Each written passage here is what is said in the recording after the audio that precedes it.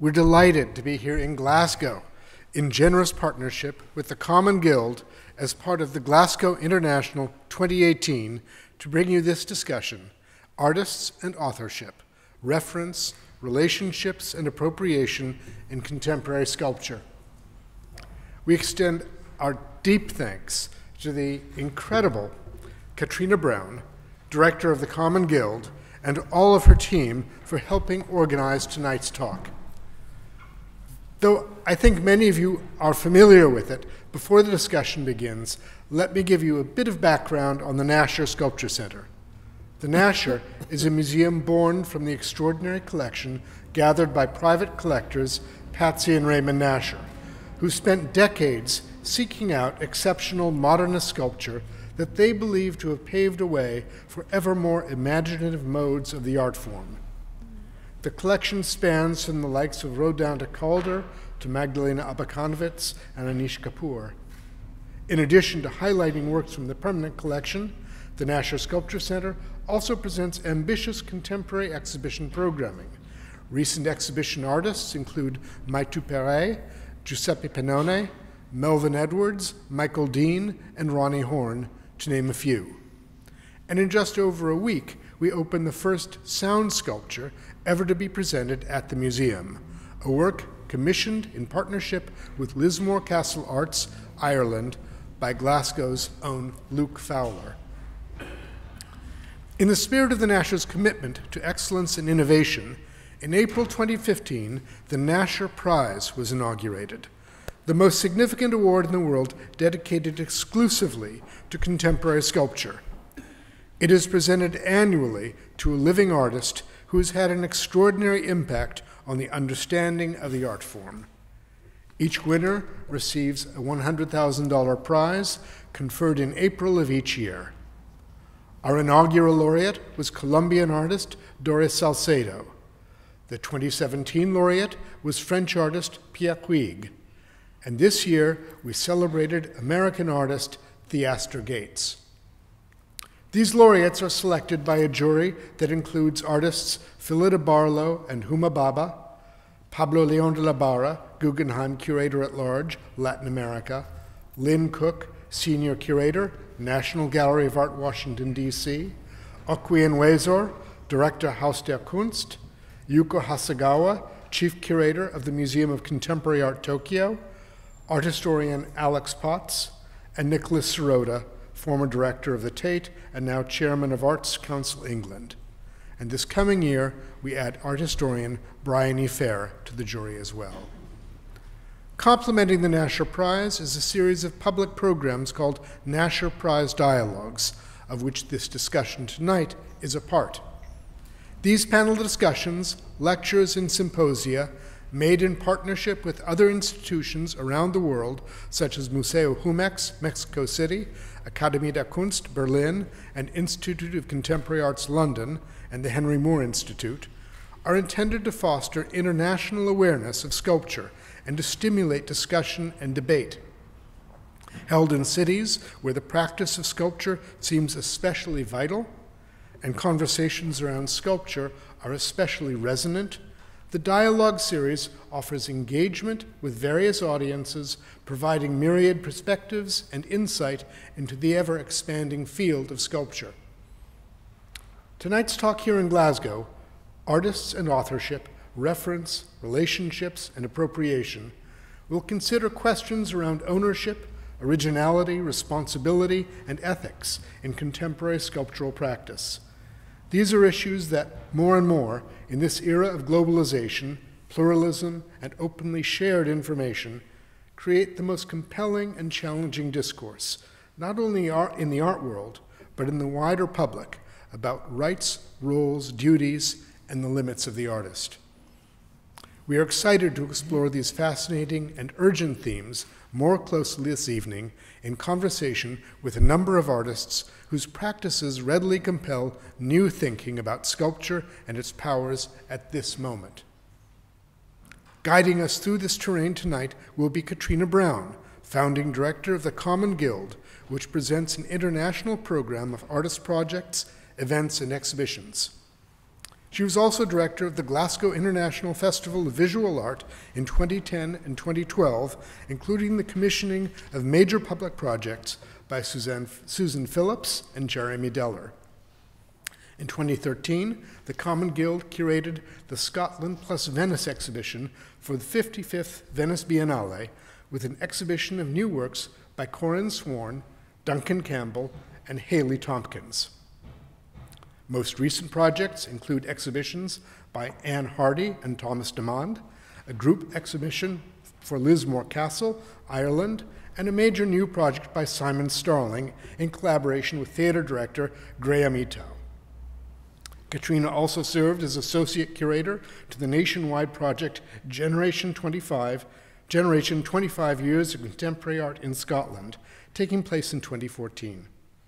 From 1997 until 2007, she was curator and deputy director of Dundee Contemporary Arts, which opened in 1999, where she curated major solo projects with Scottish and international artists alike and a number of significant group exhibitions. In 2011, she was awarded an honorary doctorate by the University of Glasgow in recognition of her contribution to the arts in Scotland. We're so very grateful to Katrina for all of the thoughtfulness and energy that she has committed to tonight's discussion.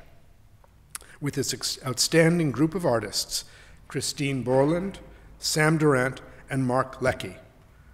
Without further ado, let me put the evening into her capable hands. Thanks very much, Jeremy, and thanks from all of us at the Common Guild for the opportunity to work with Nasher on this event. It's been a joy to bring it together. I hope it's as enjoyable to experience as a member of the audience this evening. I also have to do the really boring stuff about housekeeping and ask you to please either switch off or silence your mobile phones. And we're not expecting any fire alarm tests, so if you hear something that sounds like a fire alarm, it's probably best to head to one of the fire exits. The event is being photographed, as ever, by the brilliant Alan Dimmick at the back of the room. He really hates attention being drawn to himself.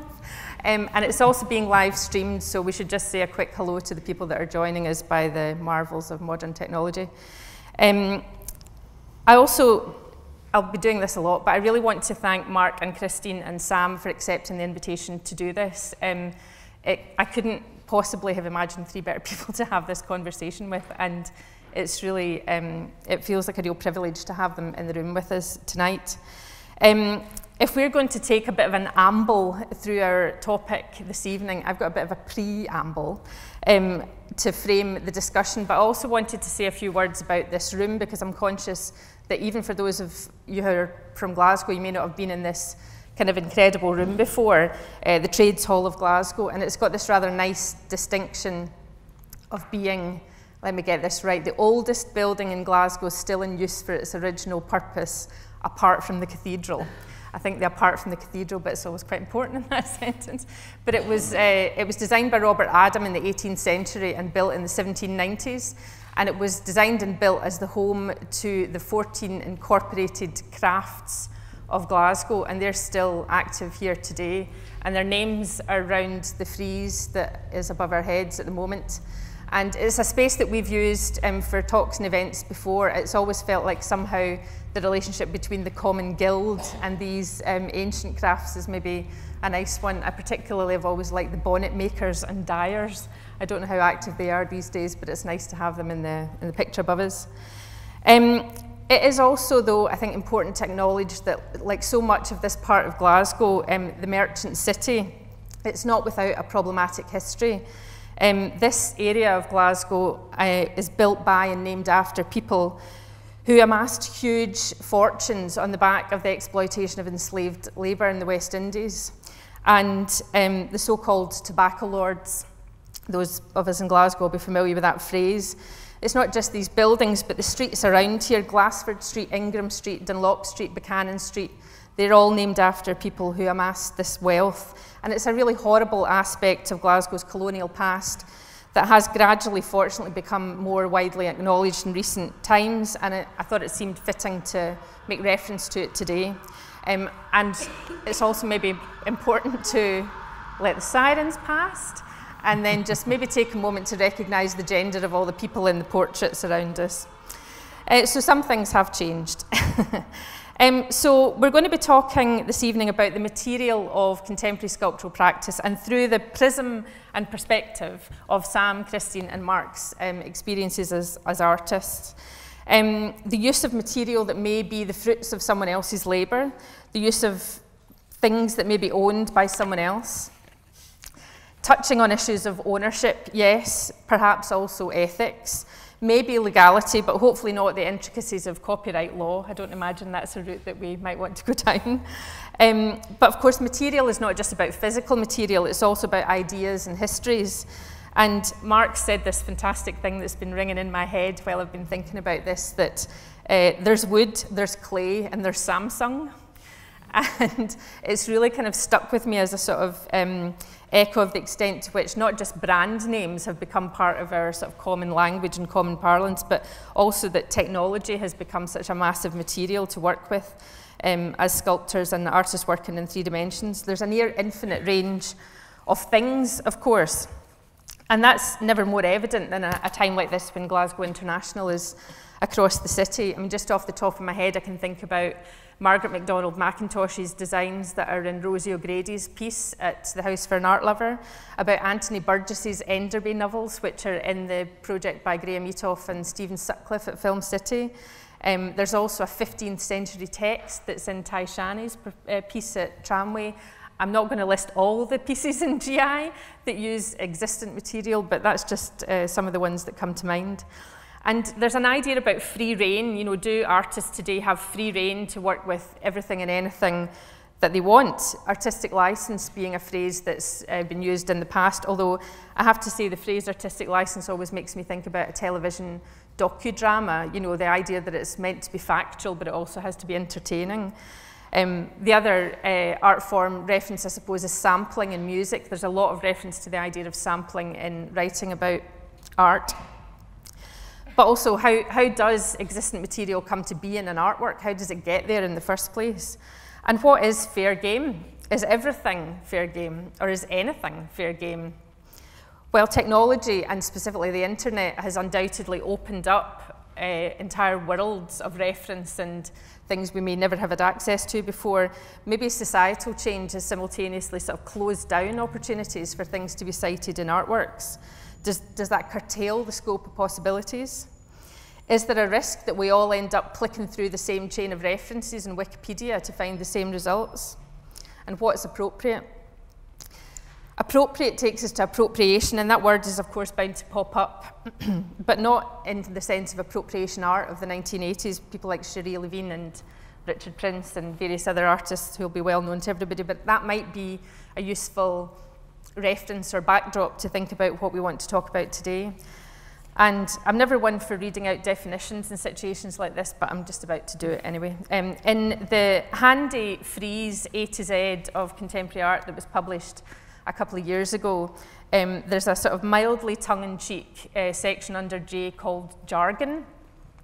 And it's an attempt to sort of update Raymond Williams's keywords. And the definition in there of appropriation is very common, often used as a euphemism for theft / immunity from the copyright laws that the rest of us have to follow, which I thought was quite useful. And interestingly, on the following page in that text, it goes on to define a panel discussion as interesting subjects turned into interminably long-winded conversations, commonly found in museums, biennials, and art fairs. Statements by audience members, disguised as questions, are optional. So there's a lot to get through, and it might be good to get going. And just to say something about the format, there are some images of Sam and Christine and Mark's works looping on the screen there as a sort of backdrop to our conversation. We're going to try and have as fluid and informal a conversation as it's possible to do in a room like this, and there'll be an opportunity towards the end for questions from the floor. And at the very end, there's an opportunity to have a drink together and have a proper informal conversation. So I wanted to really kick things off by asking Mark and Christine and Sam to maybe just talk in the most perhaps straightforward way about something recent that might be relevant to this conversation. And of course, Mark currently, to put you on the spot, has an exhibition at Tramway, which has only been open for 10 days, 2 weeks, I suppose. So I know it's fresh and raw, but I thought it would be really useful just to hear a little bit about how that piece came into being, how Nobodaddy, if that's how to pronounce it, came about. How did you find them? I found online. I came across an image of. It's in the Wellcome collection in London, and it's a statue of Job. That's how you say it, isn't it? I think it's not so, Job. yeah. Job from the Bible, and I just liked it.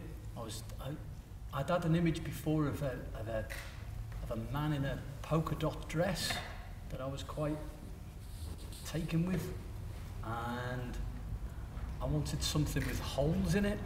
I wanted an image of a man with holes,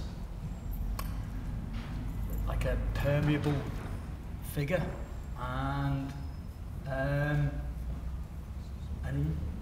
I not turned myself on? Sorry, can't you hear me? It was really interesting. I'll start again with a bit more. Did you hear any of that? Yeah.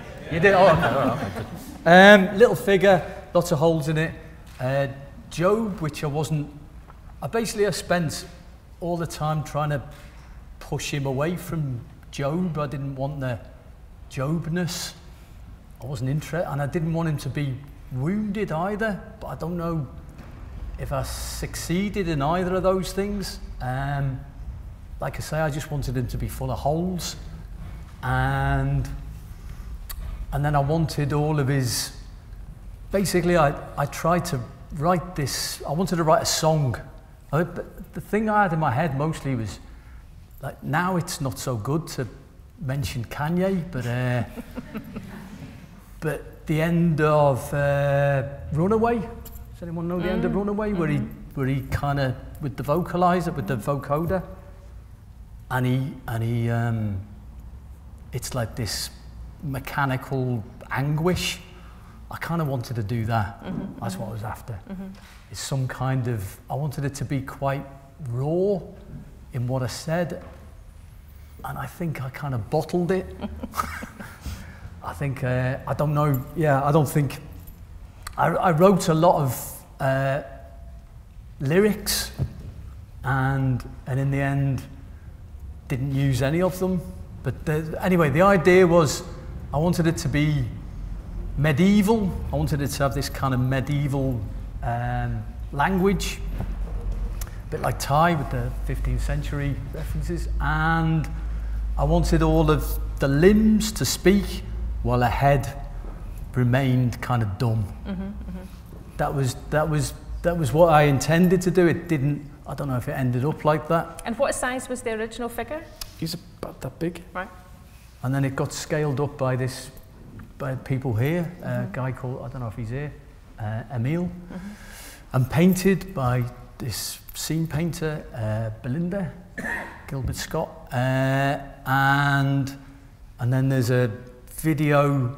So he's looking in a screen, he's looking in a mirror, which reflects Tramway, but it kind of jumps. He's meant to be in some kind of VR space, and he's turning things on with his bowels, with his bowel movement. I don't know. I was looking for some figure that I could use as a puppet, essentially. Yeah. And the titles I found. I mean, it's such a fantastic. I have phrase. I don't ever not find things. Yeah. I can't materialize things out of my own imagination. I have to have something to work with. And that was from a William Blake poem. It's a William Blake poem. No, where it's a reference he makes to Nobodaddy, who's like, it's a kind of pun on God, the father of all. It's nobody's daddy, but also no body. It's a daddy with no body. It's just got a nice ring to it. Yeah. The God thing's a bit. I was trying to get away from Job and the Bible, and then I crashed into that. So I didn't do very well there, but I can't help invoke Blake. Yeah. I keep, yeah. Yeah. Blake and, I was going to say Kanye, but I can't. Yeah, let's not spend the night talking about Kanye. I was just watching that tonight. I was just watching a bit on TMZ with what's his name, Van. Has anyone seen the full video? It's kind of amazing. Maybe we'll save that for later. We'll watch that later, yeah. Okay, and Christine, the images that are cropping up across Mark's shoulder of the sort of white sculptures that you made, I think in 2016, called Positive Pattern. Would you be able to say a little bit about those and what those stemmed from? Sure. Yes, like a lot of my works, it's a work that really took many years to sort of come into being from the initial idea, and that's something that is quite important. But this is really an incredibly long time. The first piece of work in this series, if you like, was made in 2011 at the Pier Art Centre in Orkney as part of a show that I was doing there.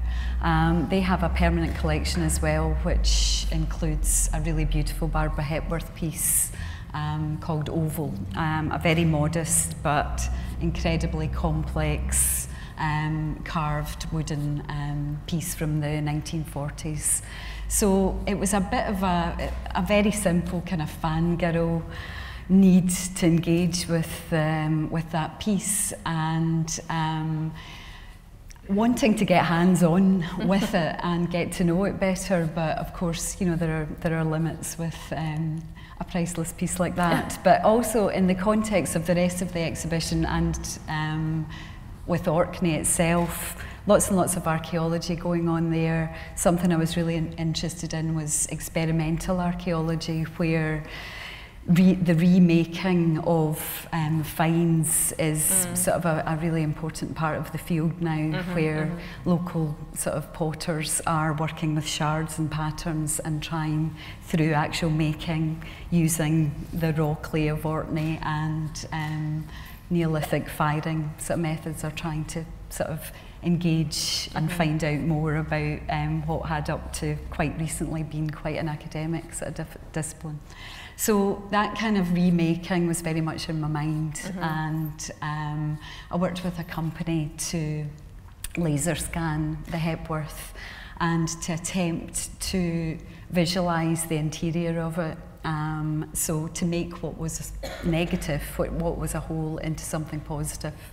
So it was an incredible, as soon as I saw the model in the computer, the 3D model, it was a phenomenal shape that you just couldn't imagine coming out from any other, you know, in any other way. So how to reproduce, how to replicate it, there's a matter of cost as well as many other things, but the actual material itself is really the cheapest material that you can use for making prototypes through CNC milling. So your computer model is hooked up to a milling machine. You have a block of this white CNC foam, kind of creamy, and then it's carved in a really, well, in a hands-off way, but of course, you know, there is a degree of putting it together and stuff. So that was 2011, and then trying to think, well, I want to do more. There's a series of, you know, half a dozen of these Hepworth sculptures that were made around that time, that all had these kind of carved, complex interior shapes. But not all in the collection of the Pier Art Centre? No, there was only that one. Owners. They're worldwide. Right. One in there's several in the UK, but also one in the Smithsonian, one in Wales, and a collection in Cardiff. So all around the world. But simultaneously, I was asked to do a commission for an Institute for Human Transplantation in Newcastle, and that was quite a tough gig because it was a new institute that was built in a place where people who are needing a replacement organ will come and get the transplant. So they wanted something in that space to mark the donor's role, because the donors are, you know, scattered all. It was a kind of whole of Scotland and the north of England, really, the donors will come from. So to kind of mark that somehow. So it was a challenge, and you know, I spent maybe sort of a year or so talking to families, observing what was going on there, and began to think that there was a way to bring the two together. Very simply, simple reasons and complicated reasons. The simple reasons are that what we've got in these works are an interior structure that can't exist without the outside, but the outside, you know, is not there. You've got something that survives independently of another form. Also, talking to the parents and the relatives, their stories, the parts of the stories that really struck me were they were talking about things that were very, very physical, like, for example, meeting the person who had their son's heart beating inside their body and not doing it, but just wanting to touch. Yeah. Really evocative, but a lot of very physical descriptions that I wasn't necessarily expecting. But also talking to young medics who were all about the future of this, of transplantation being in new materials and new methods, and that they described this as a moment in time where we're doing our best with what we've got, but this will be looked back on as medieval surgery, as it'll be just, you know, so they were talking about, you know, 3D printing and matching and growing organs and new technologies that made me feel it was appropriate to. So yeah, just luckily lucked out with the Hepworth exhibition at the Tate, and I managed to sort of do. So that was the moment that you got access to the sculptures. And was there multiple sort of negotiations with all the different owners and the estate as well? Yes, there was, and with the Hepworth Foundation, of course, to do that. But I mean, it is a technology that's becoming sort of known in museums now, and in heritage in general. You know, 3D scanning heritage sites. So it wasn't actually that difficult to gain these permissions, but of course, in terms of all the kind of ethics of, you know, what would Barbara say, that was kind of dealing with that and thinking it through and talking to them about it too. So. And just when I was hearing you talk about the sort of medical aspect of it there, I was thinking through, you know, materials and things that you've used in works in the past, which have included, you know, human cells and a human skeleton at one point, albeit a long time ago. Just thinking about all those kind of incredible materials and the contrast, Mark, with when I had a list in my head of things that I really remember from works of yours, there being a big fridge freezer and a packet of Benson and Hedges cigarettes, and, you know, all these kind of, it couldn't be more different in some respects, but a similar kind of like a shopping list of these things, you know, that gives some kind of flavour of the field of, you know, references over time. Lots of different sort of technological things, I suppose, when I think about works of yours, the speaker systems and things like that. But wanted to move on to Sam now, if that's all right, Sam. And I've got this brilliant list of things that you've used before, that your work's been sampled from: rock and roll history, minimalist and post-minimalist art, 1960s social activism, modern dance, Japanese garden design, mid-century modern design, and self-help literature. So that may have been written a couple of years ago, so there's probably been some other things that have come into the mix since then. But I wondered if you could say a few words about your show in LA, I think it was last year, with that rather nice title, Build Therefore Your Own World, which we've got some images of coming through the cycle, and just how those works came about. Well, yeah, that was a show at the gallery that I work with in LA that kind of grew out of a public project that I did in 2016 in Massachusetts, in a sort of small town outside of Boston called Concord, Mass, where the Concord, Mass. Concord, yes, where the first battle between the British and the American colonists took place. Apparently, almost every town in that area says the battle took place in their town. Concord has the monument, the national monument. And I was invited to do a project, a public project there at a historical house, which is right next door to the national monument. It's called the Minuteman Monument, where this first battle took place. And the house at the time of that first battle in 1775 was occupied and owned by William Emerson, who was the minister, Unitarian minister in the town, and the grandfather of Ralph Waldo Emerson, whom some of you may have heard of, writer, philosopher, theologian, abolitionist. Anyway, he saw the battle from his kitchen window and went off to join the newly forming American Army. And the reason he could do that was because he owned slaves. And several slaves lived in the attic of the house at the time. And this sort of, when I was invited to do this project at the house, this was the thing that really struck me, was the fact that so much of the first beginnings of that army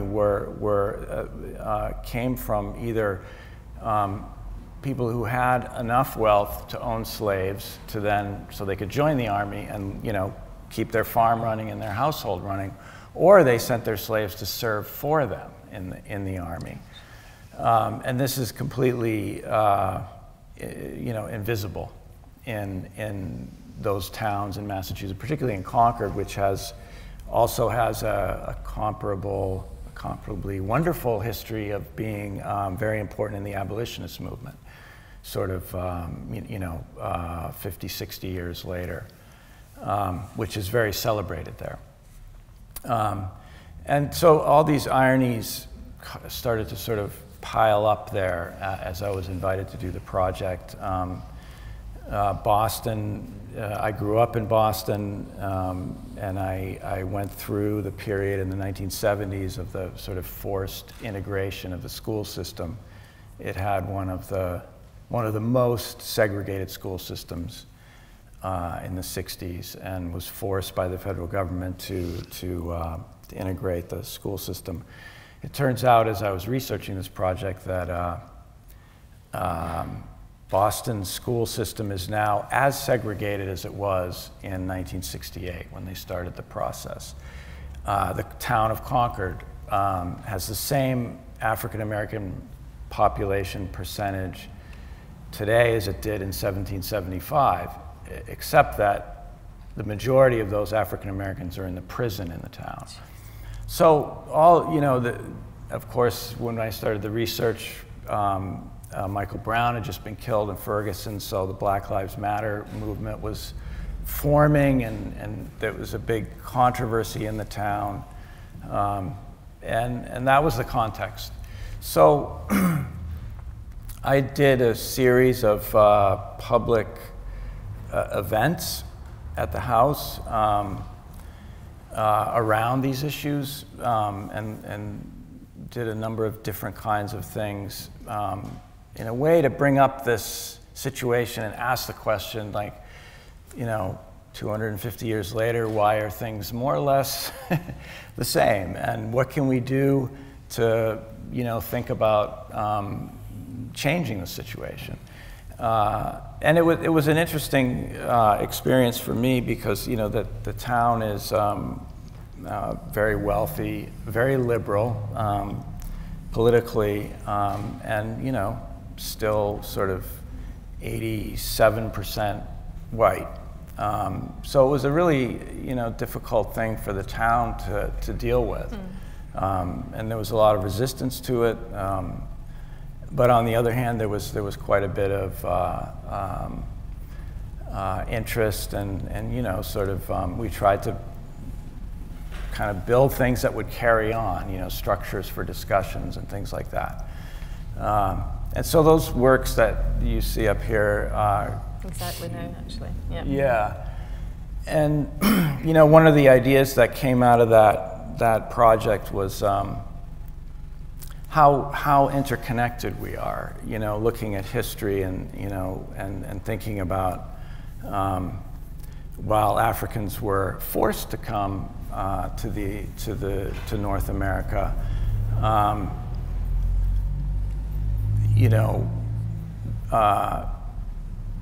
the next step from that is how much the people who were there, the people from Africa who came, and the generations that came after those first people, how much they created America, how much they created American culture, American life, society.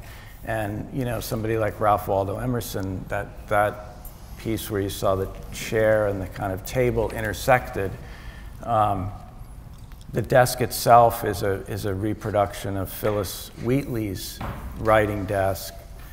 Phyllis Wheatley was the first published African-American poet who lived in Boston in the 18th century, and was bought by a family in Boston, brought from Africa, and educated. And then eventually, at the end of her life, freed by that family. But they helped her to publish her poems actually here in England. They couldn't be published in the US at the time. And Ralph Waldo Emerson, of course, was one of the founders of transcendentalism, and a sort of one of the important kinds of constructions of American identity and our worldview, our sort of separation from Europe, comes from someone like Ralph Waldo Emerson. And I wanted to put them together to show how much he, not able to acknowledge it in his lifetime, but I think looking back on it, how much he owes to people like Phyllis Wheatley, and how much we all do.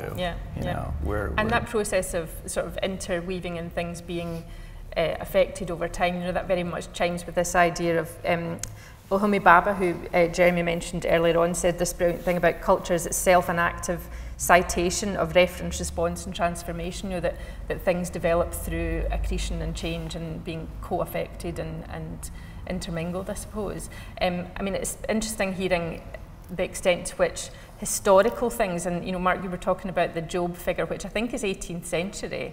That's certainly what the notes say. But I wonder how the time involved in some of these things, whether that makes a difference. If something's really deeply buried, if it's 200 years old, 250 years old, does that make a difference to how you might think, any of you might think about using it, or how it has the chance to sort of speak to a contemporary audience versus something that's, like a fridge freezer or a something completely contemporary? And I know, again, Mark, some of the images of yours from the universal addressability of dumb things, to get the title right. Have I got the title right? Yeah.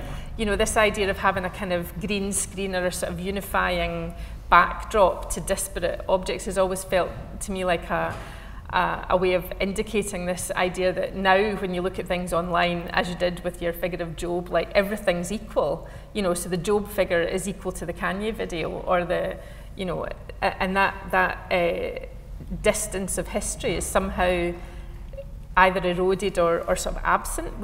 Does it feel? Yeah, I don't know how you would each feel about that. Do the things that are further back in time feel like they're more freely usable, or does it not make any difference? I think there's a. I made that out of. I did this talk prior to that called In the Long Tail, which was all about this now kind of sort of discredited economic theory about the internet, how the internet will kind of destroy monopolies, essentially, would kind of smash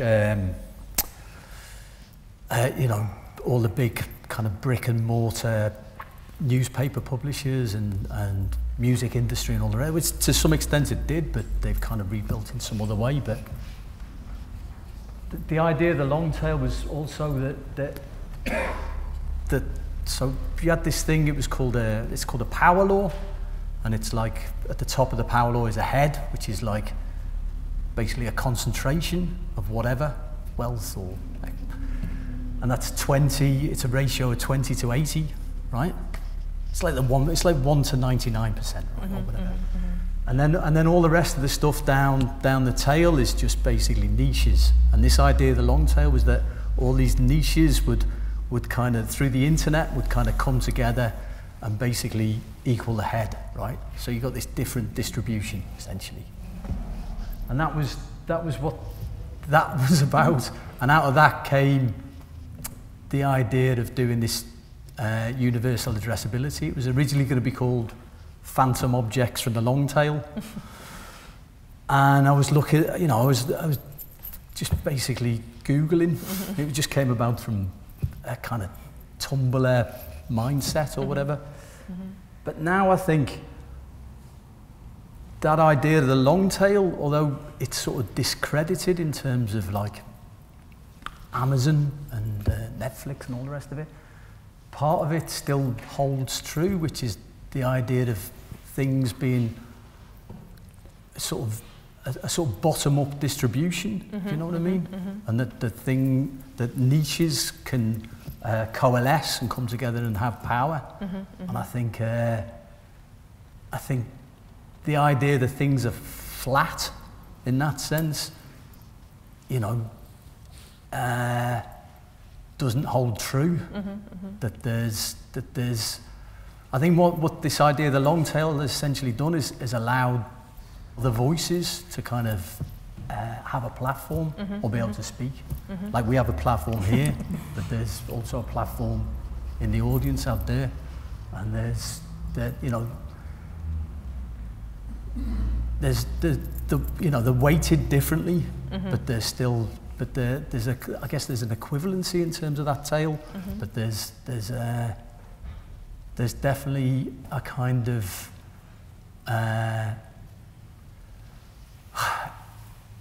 I've lost my thread. Do you mind if I ask you about seeing the objects online?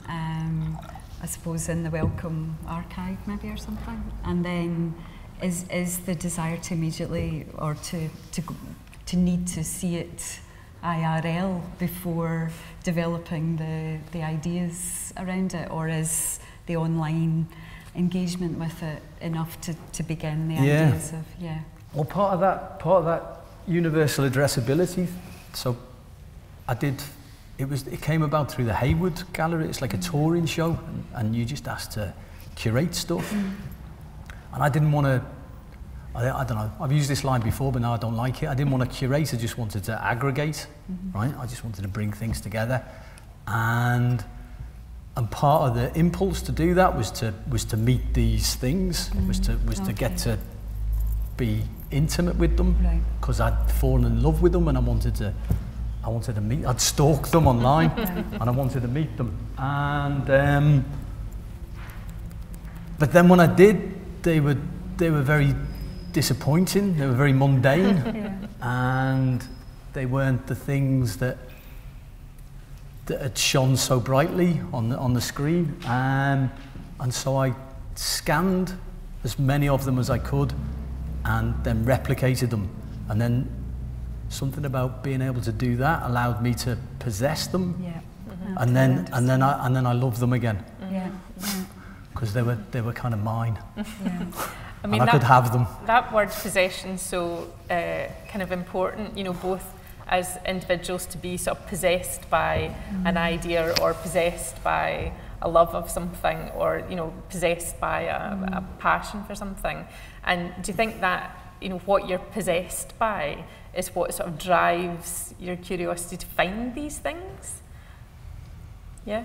I do, yeah. Yeah. Sam? No? Yes? Maybe? I mean, I suppose I just wanted to maybe respond to what Mark said there.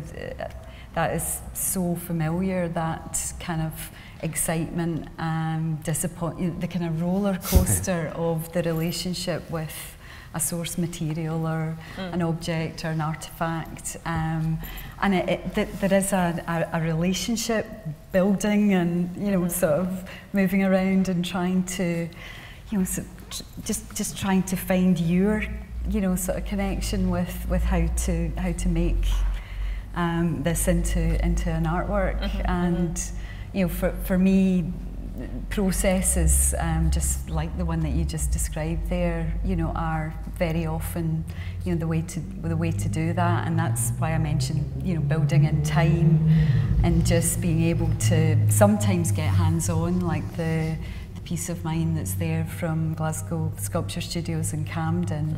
It was a recasting of an anatomical sort of dissection that had been plaster cast, and just I wanted this object, I was in love with it, I wanted to spend months with it, recasting it, but I still didn't know what the artwork would be at the end. But through the process of recasting and finding things about, you know, the original foot must have been laid against a surface because the heel was all flat, and I could only find that out by, you know, sort of getting underneath, or, you know, then I was able to, when the plaster cast emerged, have an actual sort of real relationship with it and take it on to make it into to my work. But, you know, there was definitely peaks and troughs and disappointments and sadnesses and falling in and out of love process that happened in between.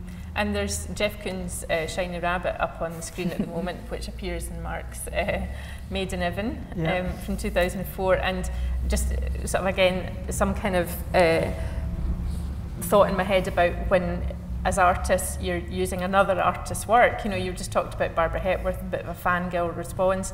And with the Koons thing, I can only imagine that that was some kind of, you know, attraction repulsion thing with that work that you were drawn to. And I just wondered whether, if it's an artwork rather than a flute or a fridge freezer or a thing that's not an artwork, do you think there's any extra sort of need to sort of honour it or cite it or pay homage to it in a way that's not just about credit, or not? I don't know. It's something to do with luxury, and it's something to do with owning things, I think.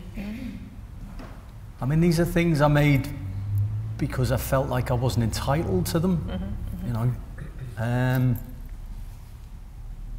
Which now I feel less. That just feels awkward now because I'm sitting up here. But it was some desire to obtain signifiers of kind of of luxury, of wealth, or of I don't know, high culture, I guess, in some ways. And that, I mean, that's a perfect segue to that image, which has timelily appeared on screen of yours, Sam. These, we all know of them as plastic chairs. Everybody's seen them all over the world. But these ones are not plastic, they're porcelain. And it's almost like sort of an inverse process of taking something that's uncredited, nobody knows, well, I imagine you might know who designed the original white plastic chair, but you know, there's such ubiquitous, sort of anonymous things that are everywhere in the world, and yet with that piece you had them made as porcelain, am I right? Right, yeah. And the title of the piece is actually the credit of the person who made the porcelain piece. Right. I can't remember the title off the top of my head, but you will. Well, yeah. Or not! Well, yeah. I was very interested. Yeah, I mean, I did invited to do a work for a public sculpture show in the city of Xiamen in China, and they invited a number of artists to come and produce work there in Xiamen, and then it would be exhibited there and put on by the city. And unfortunately, the exhibition never happened, but I was able to produce my proposal for the show, which was to work with these porcelain makers whose primary job was making ceramic decorative things for the temples in that region of China. So they were amazing craftsmen, and I being interested in design, furniture design and architecture. For many years I was a carpenter, builder when I was younger, so this kind of fascination about how things get made, and the intersection with the kind of utopian ideas of the sort of mid-century modernist designers to produce good design at affordable costs, to kind of democratize healthy living, in a sense.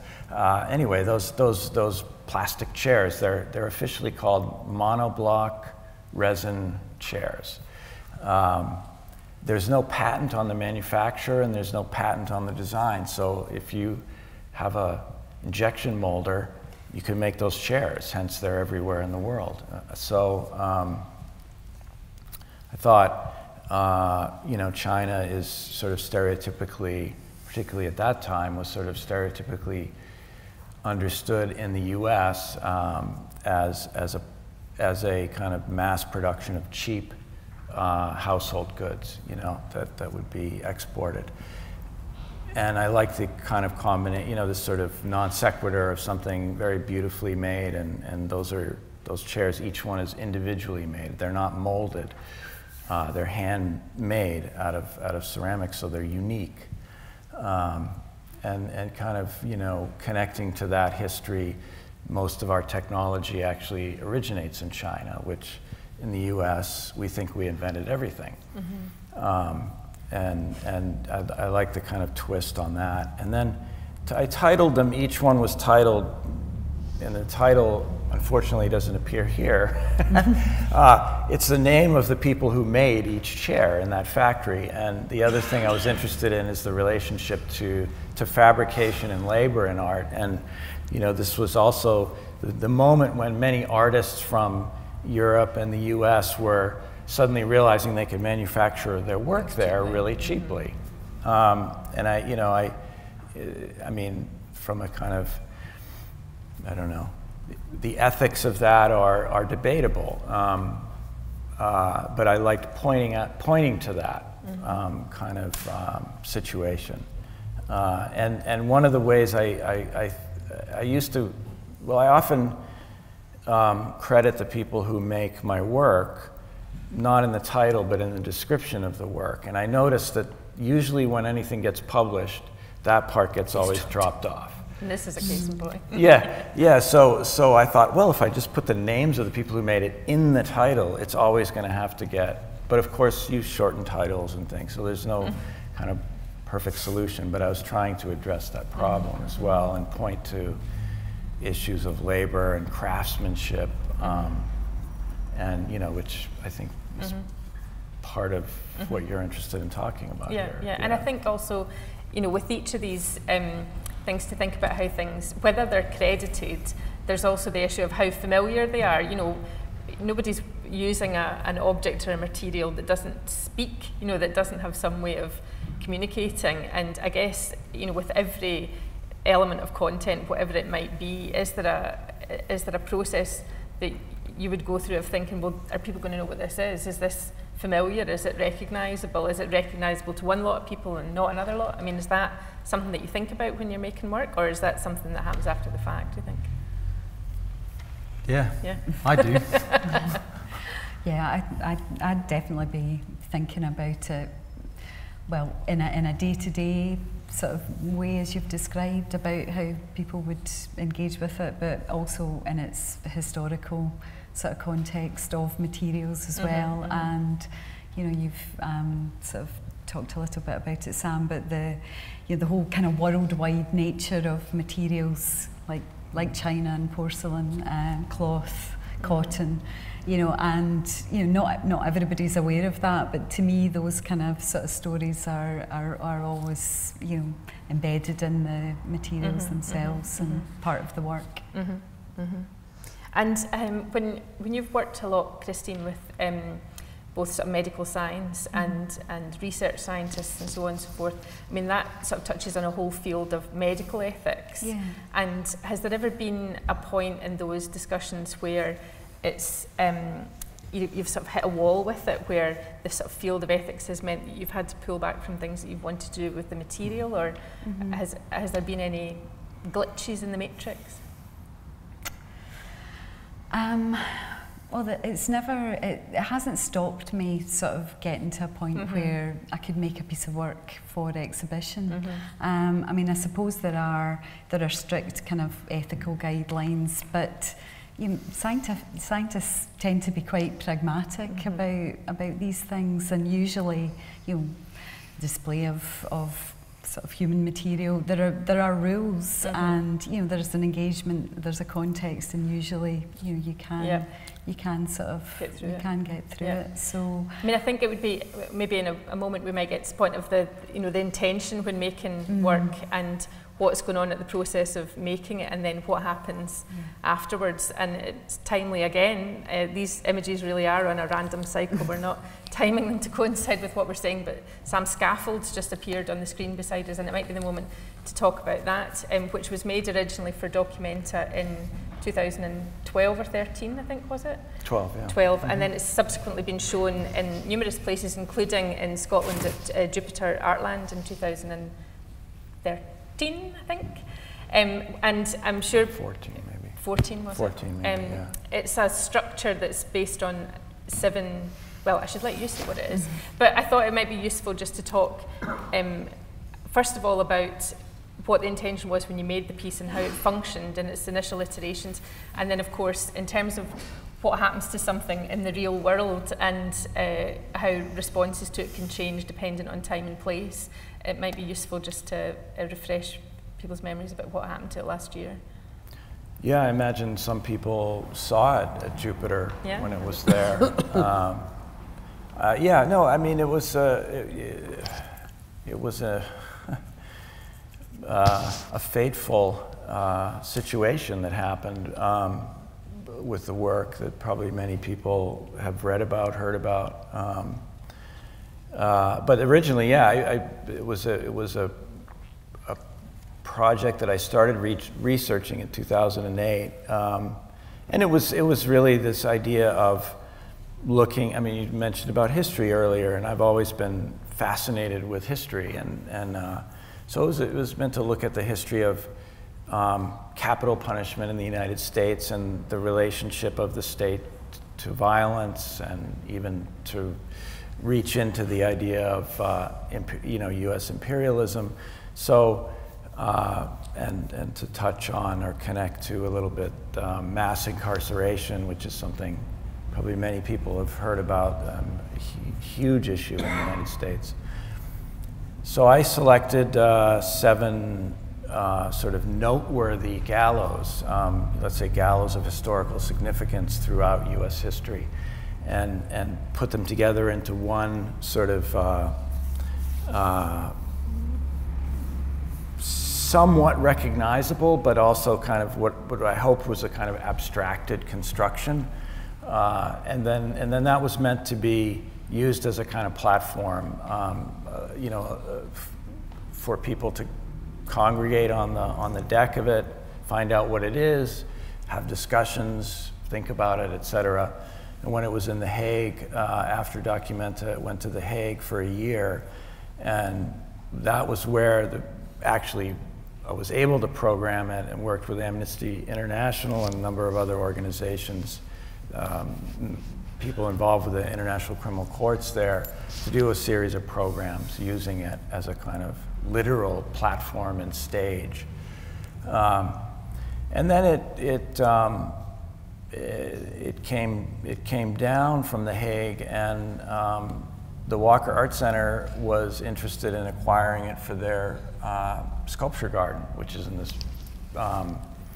very visible place in central Minneapolis, and eventually they did do that. And in the kind of 3 or 4 years between when it was in The Hague and when it was finally constructed, which would have been around this time, last May, in Minneapolis, I was doing all these other projects, and it was sort of off my radar and thinking about it. This structure went up in the middle of the city, and one of the gallows that sort of forms the perimeter of it is called the Mankato Gallows, where the largest mass execution in U.S. history took place on that structure. 38 Dakota Indians were hung in a simultaneous kind of, act of brutality, just unbelievable. Ancestors of those people that were hung on that platform still live in Minneapolis.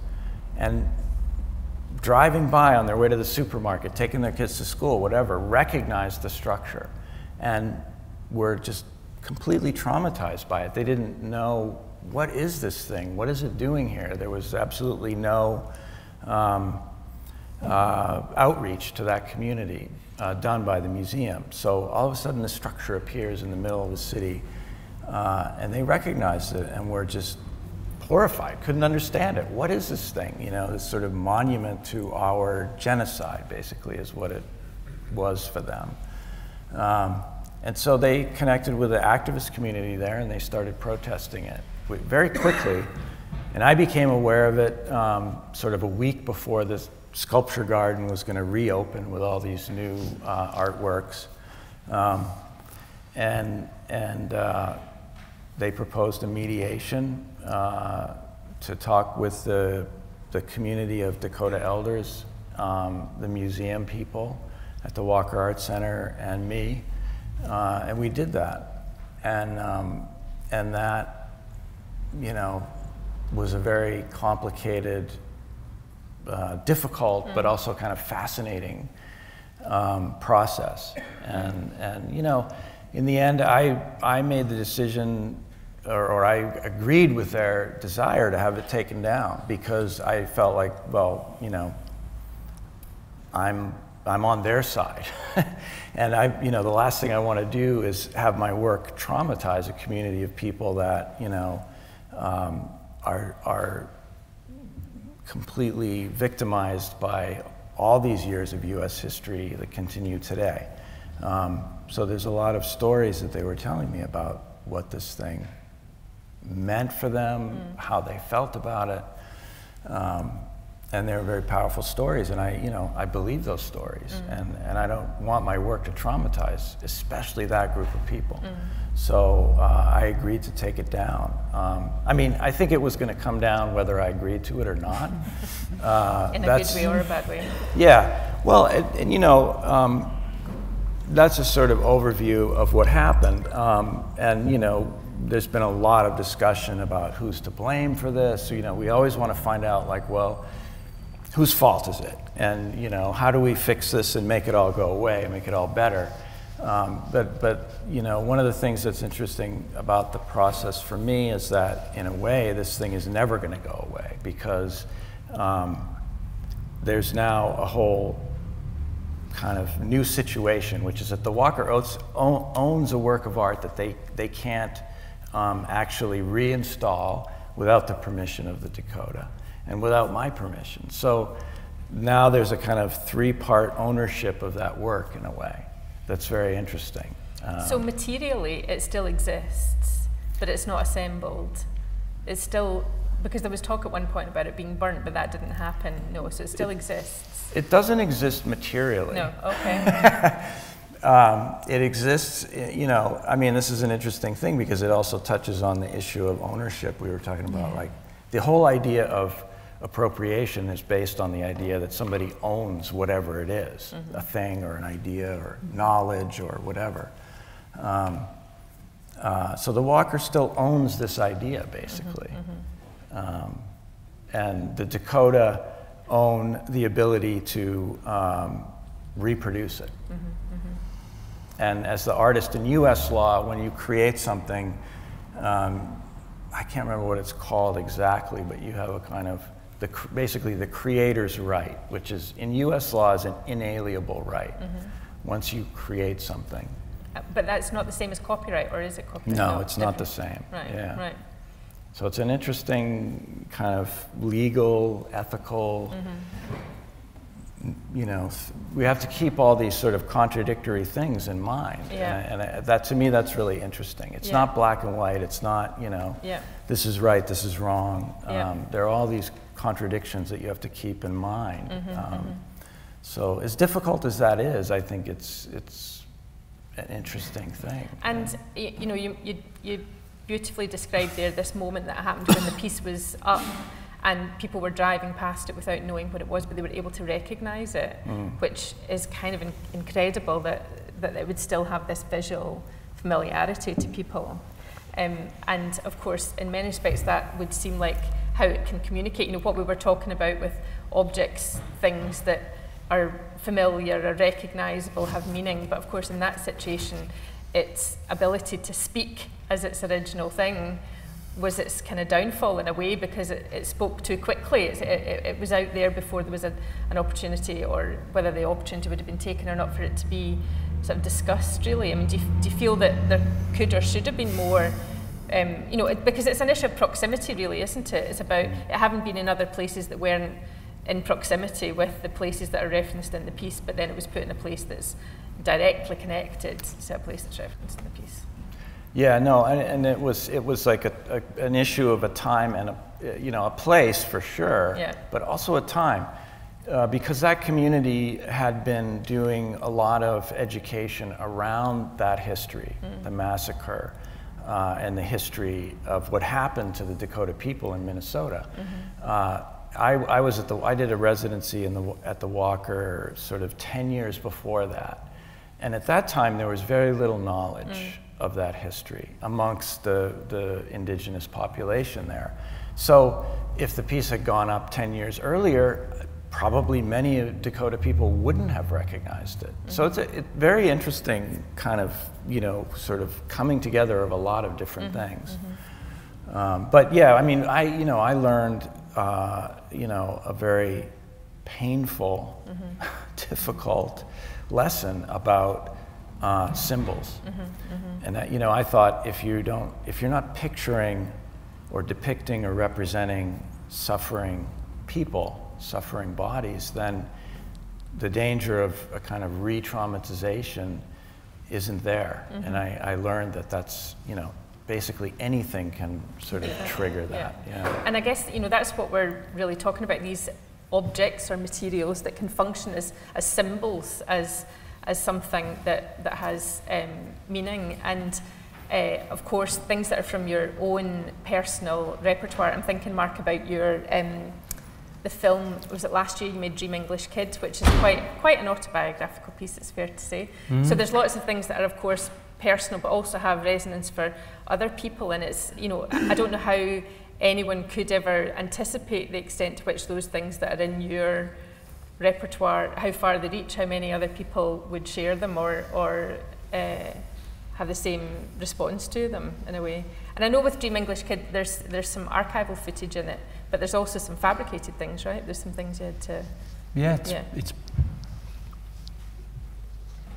I mean, the idea was to try and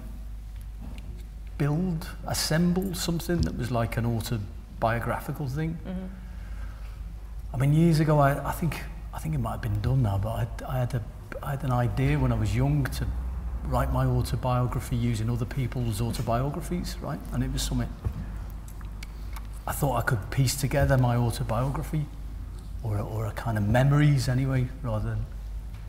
But the reason why I ended up making that is because,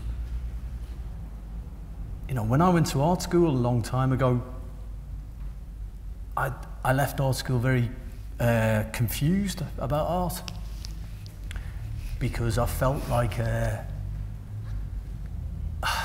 felt a kind of inability within myself to kind of understand things. Everything seemed beyond my reach, you know, intellectually. You know, I couldn't. The theory at that time was to me impenetrable, and it just seemed beyond me. And so I didn't make work when I left school for a long time. And the only reason I kind of came back to making art is that I realised that I could make work about things that were within myself, that were my own experience, essentially, that were local to me, and that I understood implicitly. So that's where I kind of end up at Dream English Kid. And there's a kind of ownership there. I felt like I could own things. But now there's things that I feel conflicted about in terms of my ownership with them. Things like I made these sound systems, and they came out of my own history, my own experience of being involved in rave culture. But now I wouldn't show them now. I wouldn't show them now, because I don't think, it just seems they don't belong to me in that way now. In what respect do you think they belong to a different time, or? I think the problem is the more visible I make them, the more they become about me, and the more of a claim I make on them. They look more like a Mark Leckey than a random sound system. And they were never mine in the first place. Yeah. You know, I just wanted to point to them, I guess, or I just wanted to say that these things were kind of dynamic sculptures in themselves. You know what I mean? That they were powerful. I mean, there was a lot of stuff that I made that was about proving a kind of, the things that I grew up with had, you know, were as intelligent and as charged and as beautiful and as powerful as anything within the art world. It's, you know, there was a kind of, I had a chip on my shoulder, essentially. And just to pick up on that thing that you said about work that you made in the past that you would think twice about, or maybe think differently about showing today. I'm conscious I want to move on to some questions, and I've got 2 more questions to ask, both of which might be super quick for everybody. But one of them was about whether there are works, I mean, Sam's had a really sort of extreme experience with Scaffold last year in terms of the transition of that going from being a piece to being in a complex ownership situation that now means whether it's ever shown again is always going to be a complicated conversation. But are there other works from the past with any of you that you think, actually, I can't show that now, or something about the context, the proximity, the time, attitudes has changed that would make it very difficult to show? Now, you don't need to say what piece it would be, I suppose, but it'd just be interesting to think, looking back, if things have changed to such an extent that you would hold back on something. I feel like kind of everything's changed. You know, I remember like the moments I had, I was in New York and they had a Picabia show, and I just felt like, you know, I was inculcated with Picabia. You know, it's like there was a progression for me from Picabia to like Mike Kelly and to, you know, Katie Nolan, whatever, right? It was like, so Picabia, and then I walked around this Picabia show and I just thought, this no longer resonates, in that this belongs to another time. This belongs to another history, you know, and it's not contemporary. It has no relevance anymore, or very little relevance, you know. And from then on, I felt like, because it's to do with sovereignty, it's to do with the idea of a sovereign artist, or a sense of autonomy, you know, which up till that point, I think I've been following this idea that you could be, you know, this kind of desire to be free. And have free reign over what you can use. Yeah. And I don't feel that anymore. And is that age and experience, perhaps? Or It's do you think both, that's our it's time? age, and it's also, I don't know, just the art world in itself. It just, it feels to me like it's always felt like a narrowing. I'm always conflicted and profoundly uncomfortable in it. And it's just sort of reached the point where I think I'm too uncomfortable. Okay. Yeah. And Christine? In the early 90s, I was interested in forensic methodologies, and that took me into working and looking at people who were ballistics experts. And I started using shooting as part of the process of making work, which was very exciting and interesting for lots of reasons.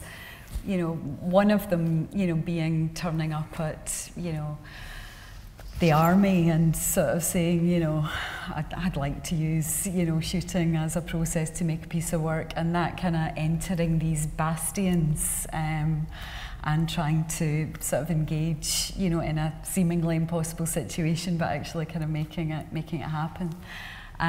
So there was a whole series of works that came out of that sort of period of time, but when the Dunblane massacre happened in Scotland, and a shooter went into a school, a situation that was unique here, it hadn't happened before, and killed a lot of primary school children, then that seemed like a bit of the real world as kind of entered into that. So, so I've moved away from that.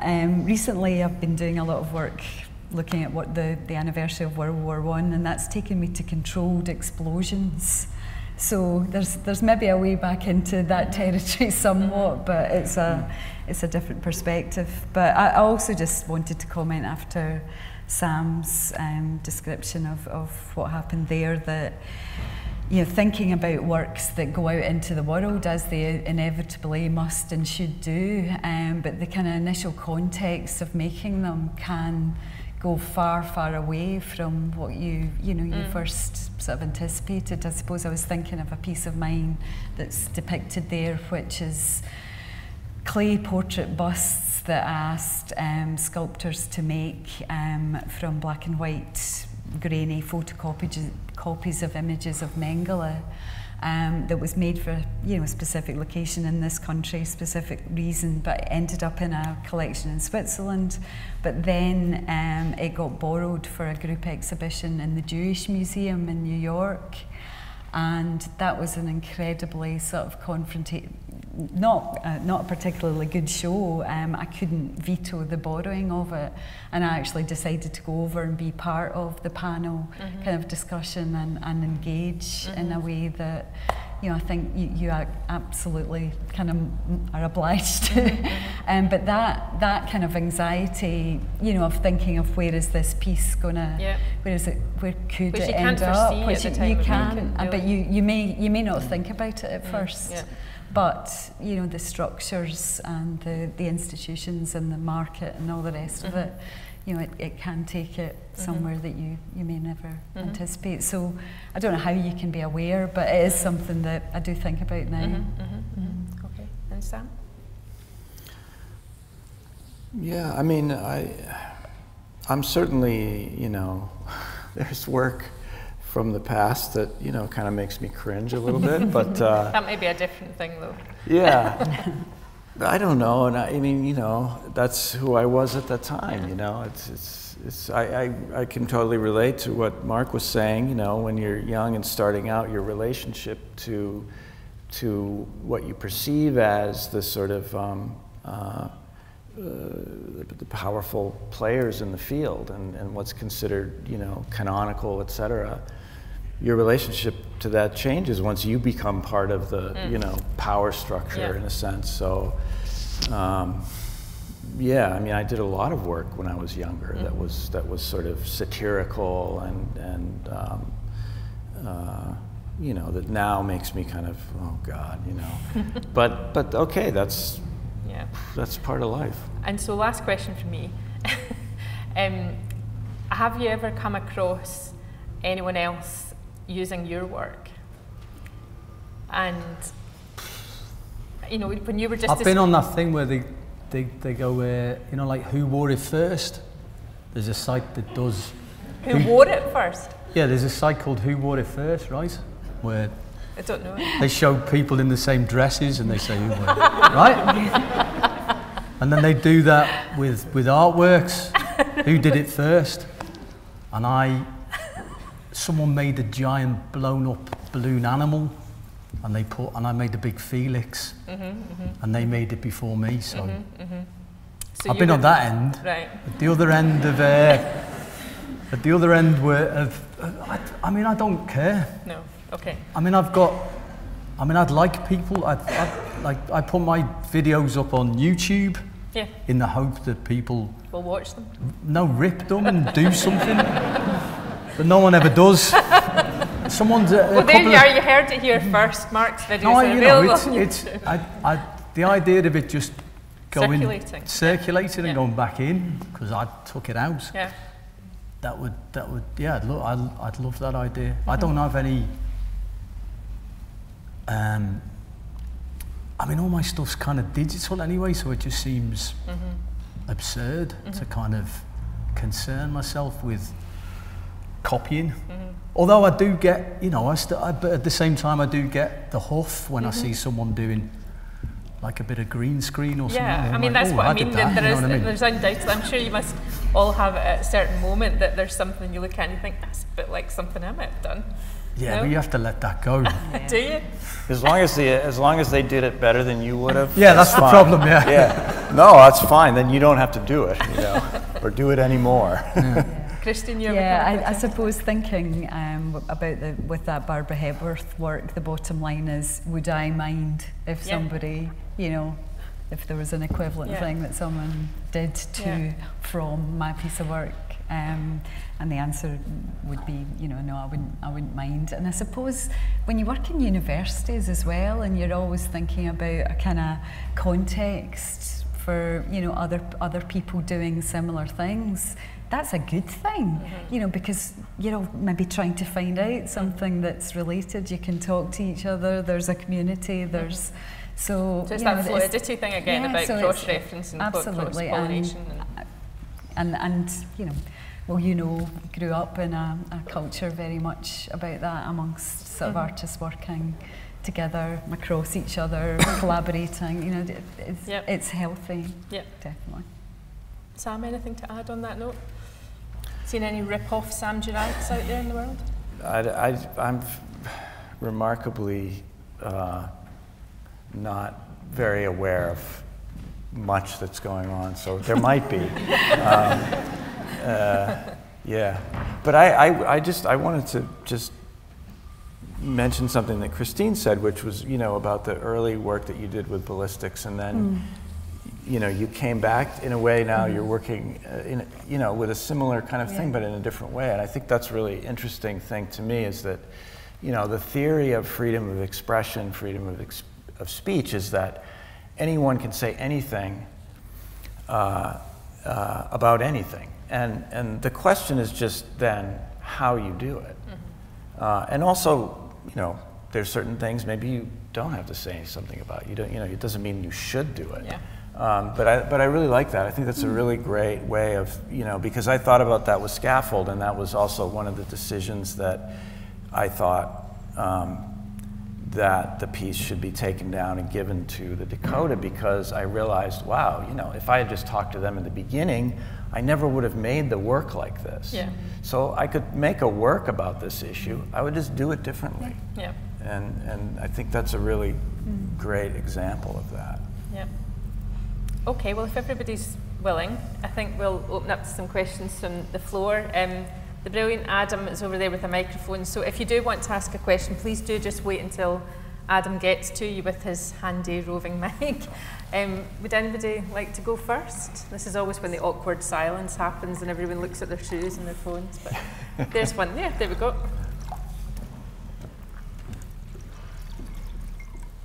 Hello.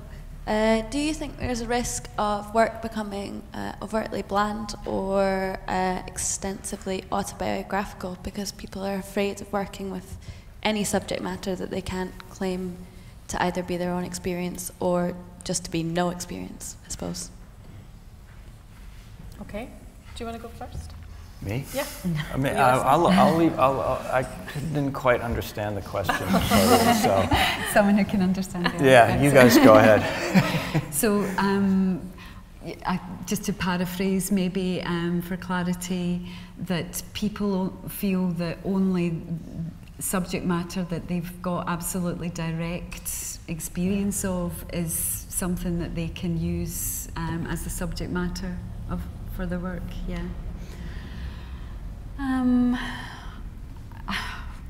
I would say that that's a fine place to start, and not to be worried by starting there, but equally, you know, not to be worried about starting in the other place. But I think generally, you know, if you think about sort of younger artists at art school, looking around for places to start, that would generally be somewhere that feels kind of comfortable. But as soon as you start, then you've got a world of reference points. You've got like an ever-increasing circles to go out in. So I would feel perfectly comfortable with someone sort of starting there, but then it's your window then to look out, if that's what makes you feel more comfortable. Mark, do you want to add anything? Does it blandness? Yeah. No, I don't. Not at all. I don't think so. I think it's like. I mean, the bit I find bland is like.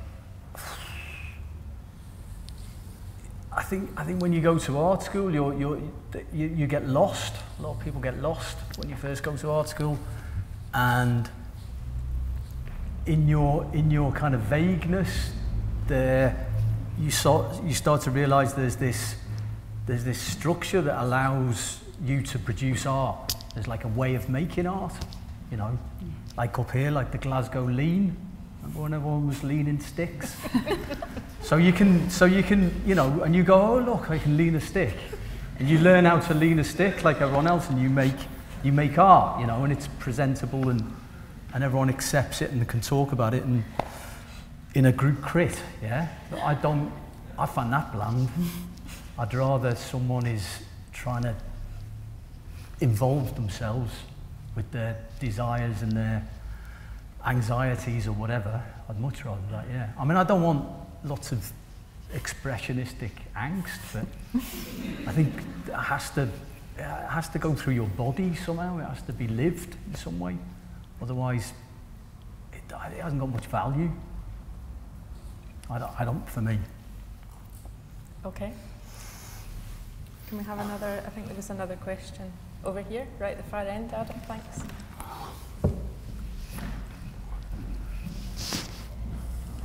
Hello.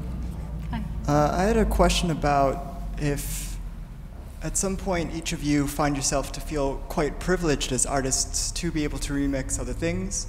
I think remixing is quite fun to do as students and really important. But I was kind of curious about this idea of when you do realize how much privilege you have, do you ever feel like there's this idea that maybe one of the better things you might need to do is to get out of the way of other artists who maybe get less representation? Not to say like, you know, other artists are better. I'm just thinking in terms of if you ever feel a responsibility because they would be related to this idea that you might end up getting into when you work with other people's things, or do you think that's not even possible if there's like such an economic influence in contemporary art? Yeah, I feel that massively at the moment. Yeah, that's one of the things about feeling uncomfortable. I mean, it's like in terms of privilege, like I was trying to say before, I felt like art was never something I felt entitled to, so I never felt that privilege. But I've been in art now for 20, 30 years, and those circumstances and myself have changed. So why am I still there? I don't know. I'm struggling with it.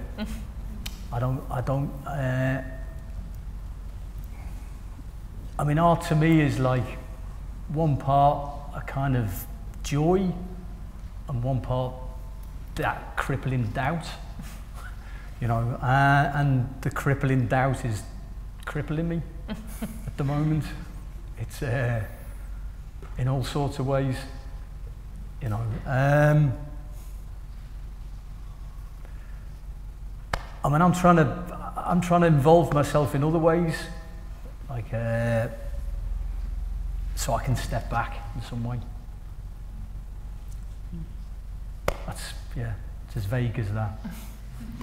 Sam, do you want to add in, or Christine, do you want to add in to that? I think maybe now that the road behind is quite long as an artist.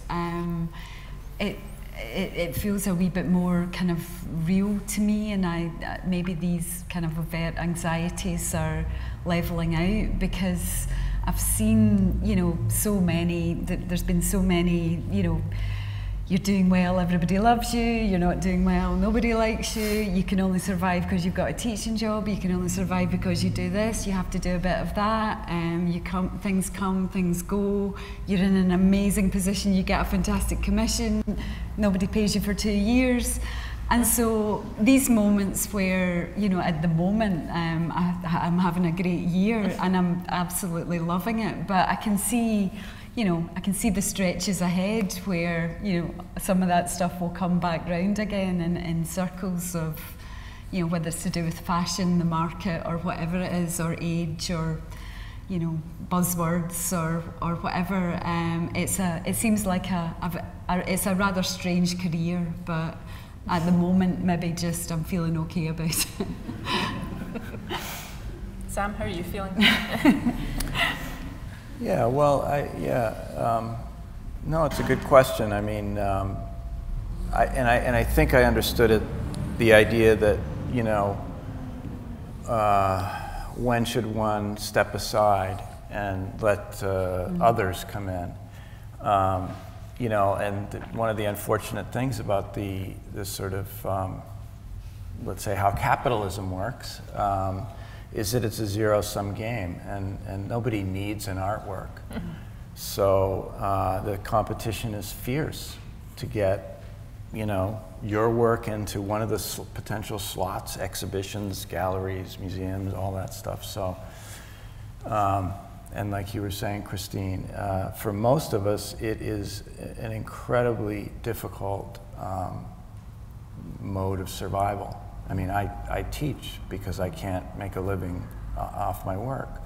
So it's not exactly, although it, you know, you use the word privilege, it's a privilege to be able to show your work and have your work seen, and be able, you know, have people take it seriously, yeah, for sure.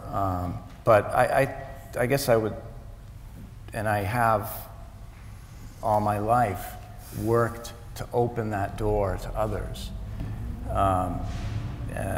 You know, it's funny for me because I think it's also a generational thing. You know, when I was trained as an artist coming up into the art world, there was really not much of a commercial art world, and nobody really thought about making money on selling art.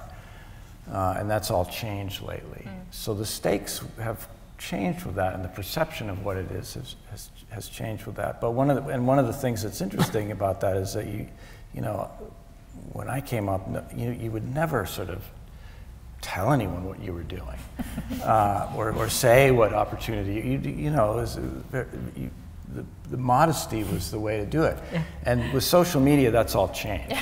It's the opposite now, and I have a hard time adapting to that. You've got to constantly tell people everything you've done, and it's created a situation where, you know, maybe my theory is that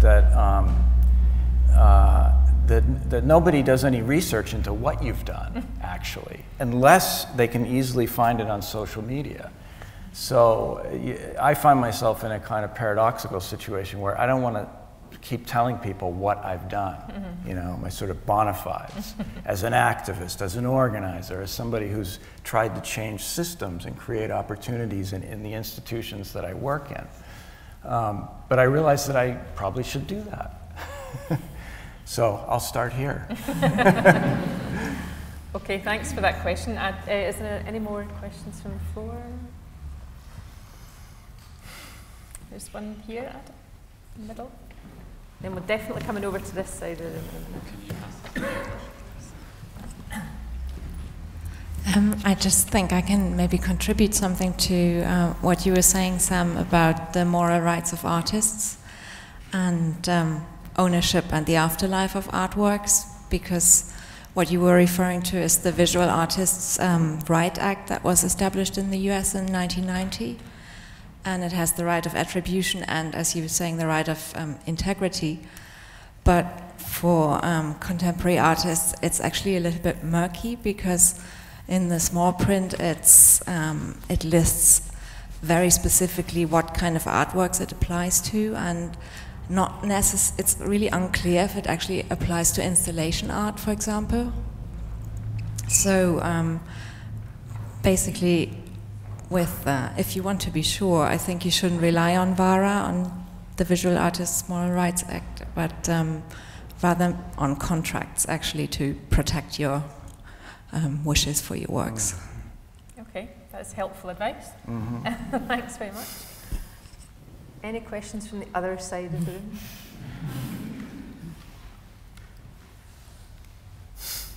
Oh, one at that far corner. Not a protest on this side. Hi, I think one of you said you'd been working for about 20 or 30 years, so I'm going to assume that, well, my question is, do you think that some of the definitions or the language around appropriation has changed over the past, say, 20 years as intellectual property has become more valuable and perhaps is more likely to then be policed by organizations that are profiting off it? Okay, that's a good question. Who would like to tackle that? Whether the growth or the increase in the idea of intellectual property has made a difference to the discussion of appropriation. Yeah. Yeah? Yeah? There you go. Yes! I haven't really got what you're asking. No, It's kind of gone over my head. me too. You'd have to, can you Could you say phrase it again, Corn? Sorry, could you just say it again? Say it again or elaborate on it. Elaborate on it a little bit, please. Well, I suppose I sometimes wonder about sort of like when I was in art school, we sort of talked about artists learning from copying other artists. That was sort of the way that you continued lineages or celebrated each other.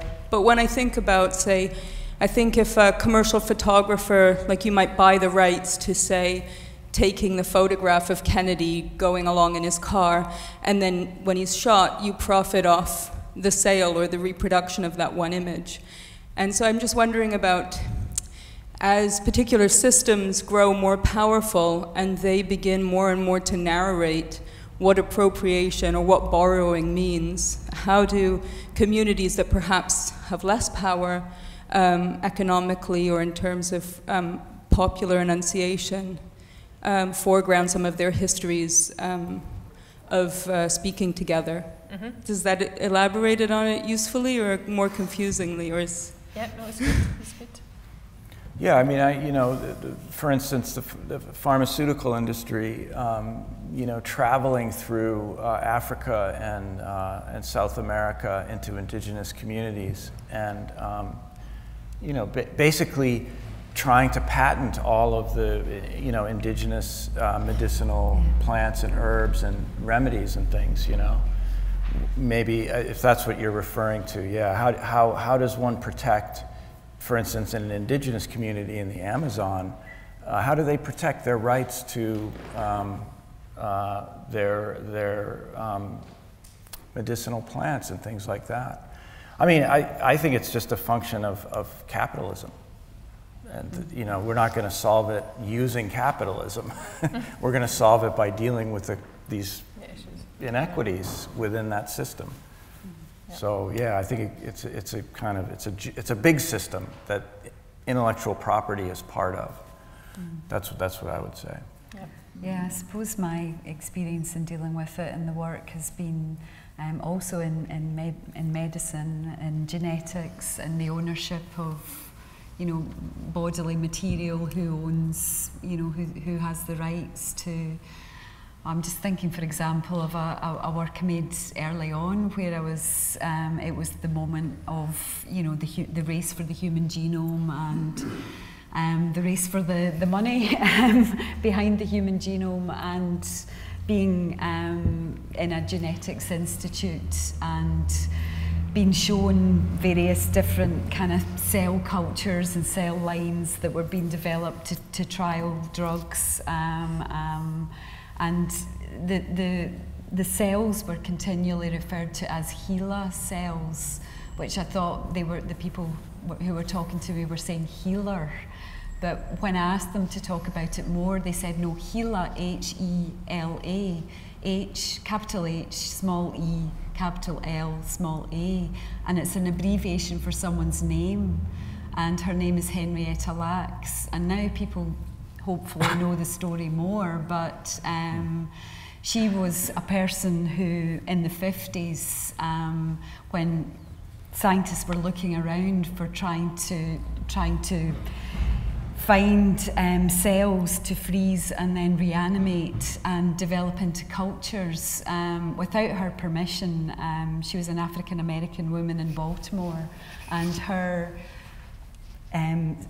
cancer tumour was removed, and a test was done on the very virulent cells within that cancer tumour, and they became the first cell line. And before, well, very shortly after she died, they were then being sent all over the world, and they started to have a huge commercial value. And her family weren't, you know, told anything about this until decades and decades later. And there was a battle ensued to try to get A, recognition, and B, some financial recompense. So the recognition has come somewhat, but not the financial recompense, even though a gazillion of dollars worth of drugs have been developed on the cells. So that's been my particular kind of experience, and these examples are rife within medicine and science.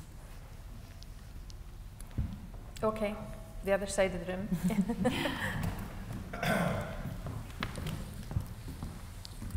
I suppose it's a bit of a daft one, really, about social media, but in a way that, you know, there's all these kind of complex kind of discussions about ownership and things and all this, but I suppose with all this stuff with Facebook recently and Instagram and everything, really, you know, there's a sense in which, you know, you sort of quibble all over the kind of definitions of these things, but for most people, they're just sort of, you know, giving these things away all the time anyway.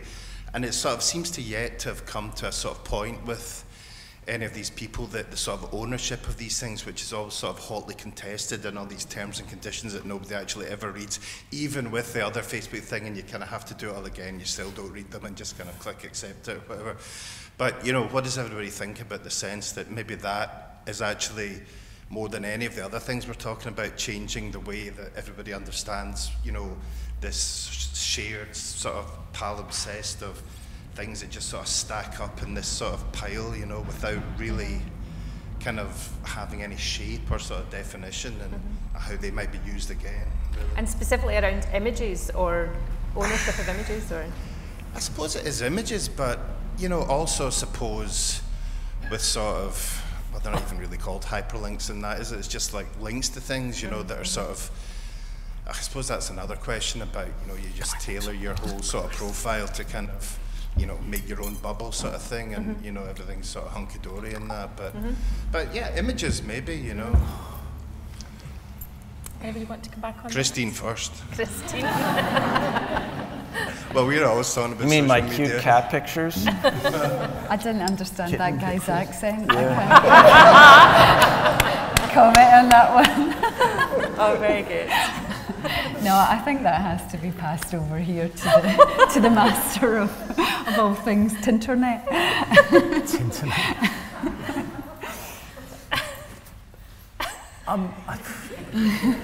I'm having problems understanding, not your accent, but the question. I had a bad night last night. I'm struggling.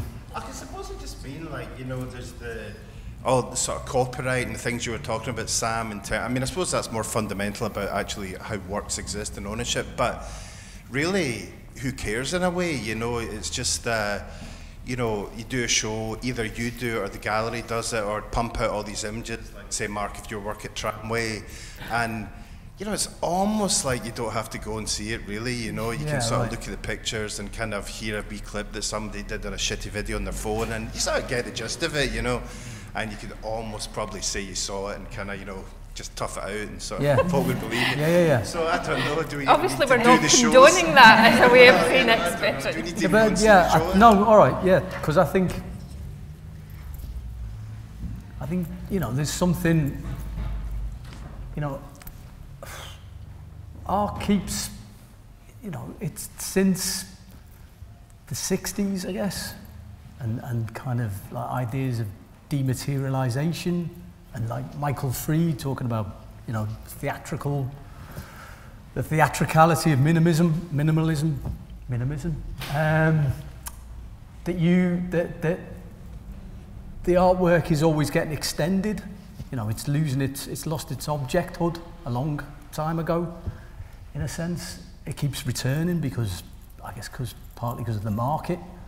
There's a demand for objects. But in any real sense, in any kind of social, cultural sense, it's kind of, the object's not where it's at anymore. Do you know what I mean?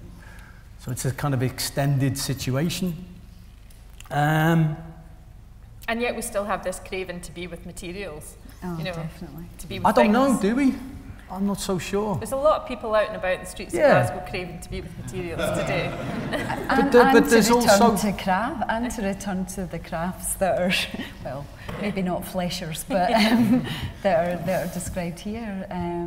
You know, that I don't know whether that's a backlash or not, but I do think I'm one of them. I want to engage with craft and materials, but it is very hard to do an exhibition without having a phone or a camera being shoved at you and asked to do your 3-minute summing up. And as you can tell, I'm absolutely rubbish at 3-minute summaries. Most things that I do take minimum, you know, half an hour to describe. So I don't know. Well, I think on that note, and given the time, it might be time to repair for a drink. I think there are drinks being served in the room next door, if we'd all like to repair there. I want to again say a big thanks to Jeremy and the team from Nasher Sculpture Centre for coming to Glasgow and for helping make this whole thing happen. But I'm also keen that everyone in the room thanks Mark and Christine and Sam for being here in person as material entities and not just being on Skype, for being so generous with both their time and their brains. And also, you know, it bears repeating that artists make work so they don't have to speak, and then we keep asking them to come and speak. So it's not a given that an artist will come and be so honest and forthright and generous with your thoughts. And I'm so indebted to all three of you for being here. Thanks so much. Thank you.